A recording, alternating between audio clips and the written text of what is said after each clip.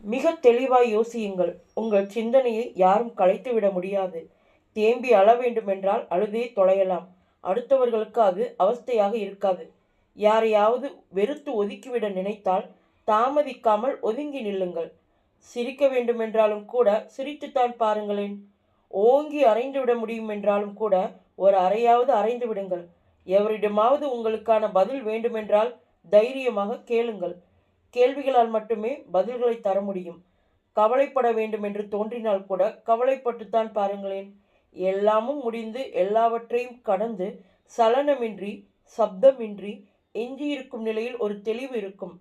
அந்த நிலையில் நிற்கும் உன் மனம்தான் நீதிபதி. அந்த மனநிலை யாரையும் வஞ்சிக்காது, எவர் மீதும் பழி சுமத்தாது. நீ யார் என்பதை உனக்கு உணர்த்தும். யார் உன்னை நேசிக்கிறார்கள் என்று புரிதலை கொடுக்கும். யாருக்காக வாழ வேண்டும் என்று உணர்ந்து இருப்பாய். எப்படி வாழ